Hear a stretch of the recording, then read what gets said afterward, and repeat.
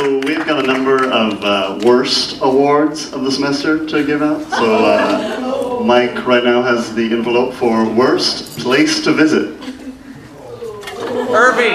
And the winner is Thessaloniki.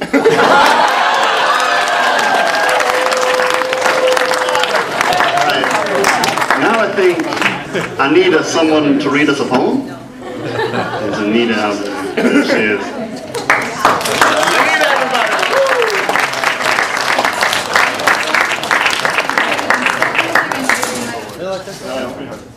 I guess. Yeah, I'm sure. Well,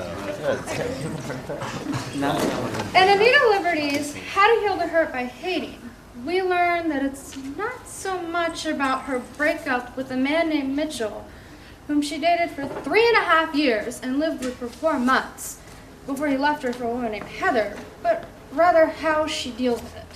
And for her, dealing with it just happened to be writing an entire book of poems dedicated to publicly humiliating him. Emphasis on publicly.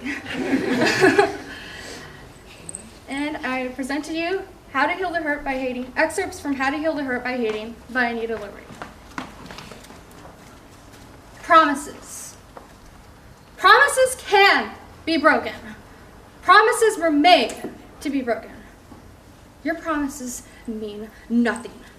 What? I'm just giving you examples of how to use a word in a sentence. Mitchell's New Girlfriend.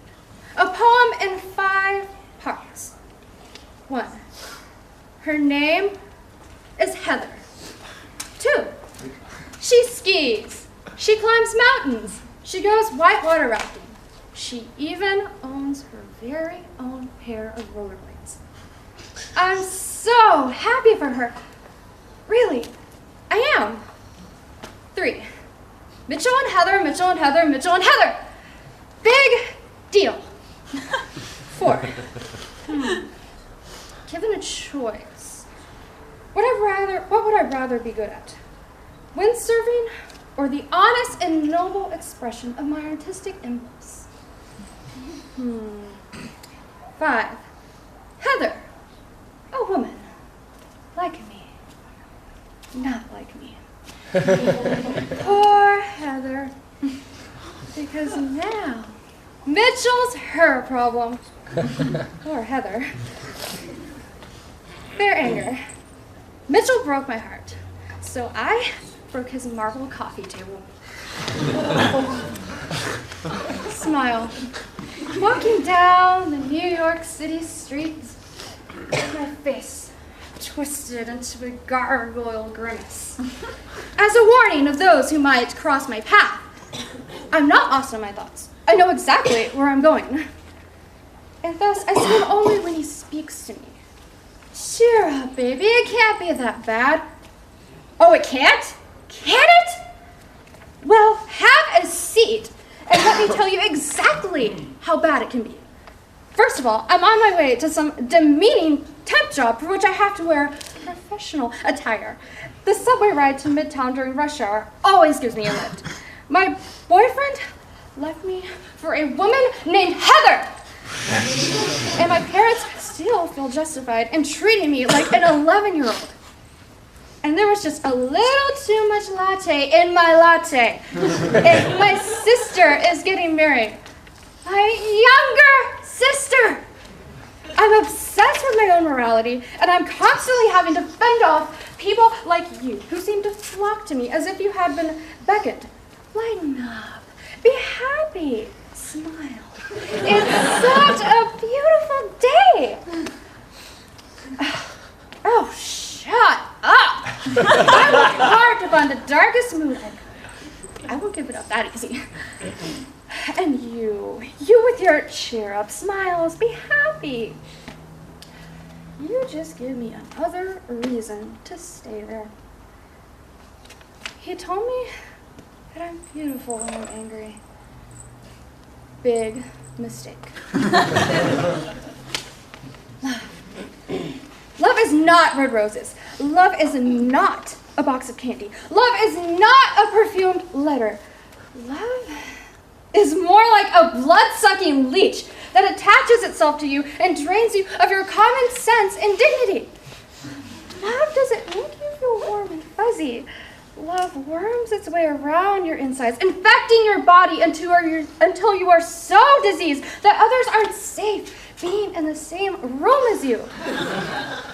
Love is not a gentle breeze. Love grabs you by the throat and blows its hot air in your face until you're dying of thirst and your nostrils are on fire. And your contacts are really dry and uncomfortable. Love is not. Love interrupts you and cuts you off mid-sentence because it thinks what it's got to say is more important. Love is not my friend. Love can take a long walk up a short pier. Love can take a flying leap through a rolling donut. Love can sit on this and rotate. Love can eat me for a long time and like it. Advice. People talk about letting go, how that's the only way you can truly get over a breakup and move on. The only way to show your strength and exhibit growth. Here's what I think about that. You don't have to. Running into him. You would be who? Do I know you? Did we go to the same high school? College? Kindergarten? Did you date my sister? Do you live in my neighborhood? Do we take the same subway? Have I seen you at the gym? No, clearly that's not it. Come on. Give me a hint. I'm racking my brain, waiting for the bell to start ringing, trying to place the face. You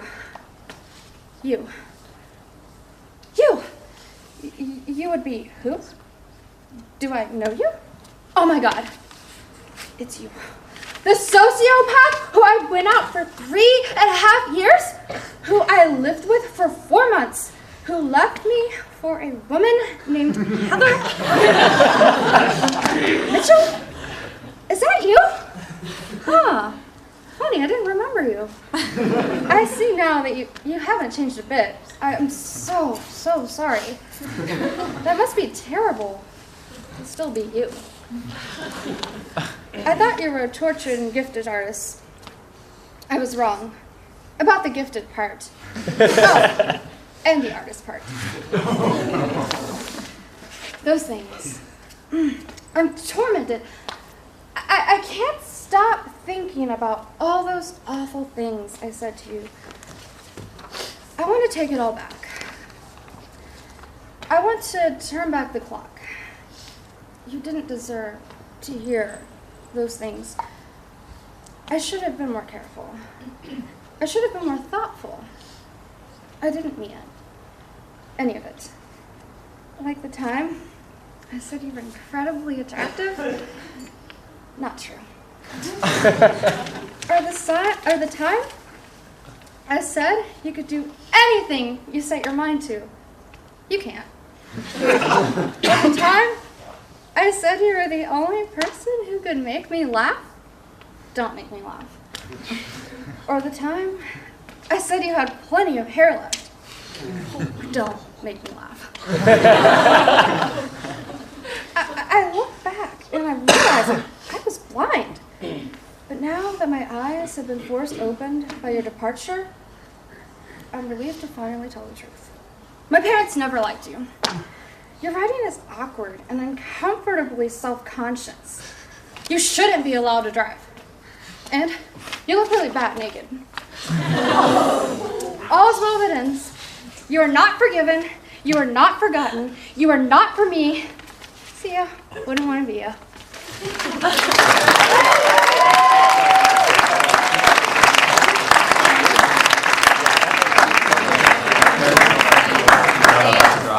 The author was not invited to Mitchell and Heather's wedding.